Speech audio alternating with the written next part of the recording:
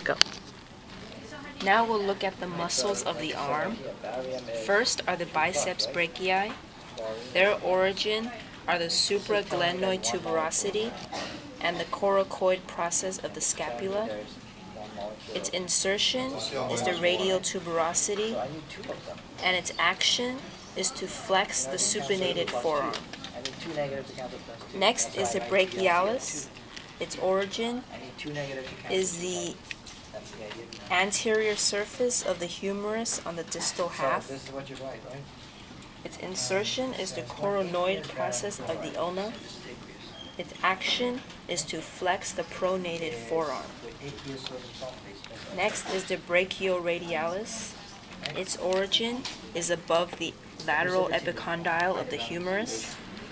Its insertion is the styloid process of the radius, and its action is to flex the semi-pronated forearm.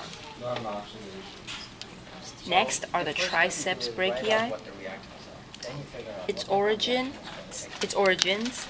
are the infraglenoid tuberosity of the scapula and the posterior surface of the humerus above and below the radial groove. Its insertion is the olecranon process of the ulna, and its action is to extend the forearm.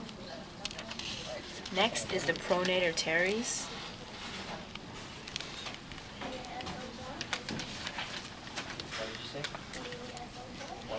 Its origin is the medial epicondyle of the humerus and the coronoid process of the ulna.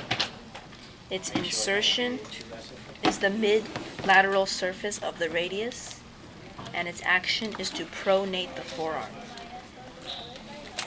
Next is the flexor carpi ulnaris. Its origin is the medial epicondyle of the humerus and the proximal two-thirds ulna, and its insertion are the carpals and the fifth metacarpal. And its action is to flex and adduct the hand. Next is the extensor carpi radialis longus.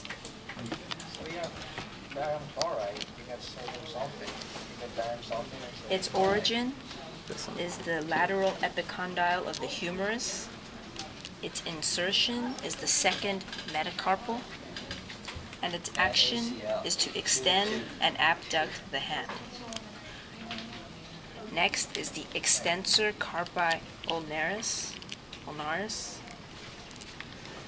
Its origin is the lateral epicondyle of the humerus and the dorsal border of the ulna, and its insertion is the fifth metacarpal, and its action is to extend and adduct the hand.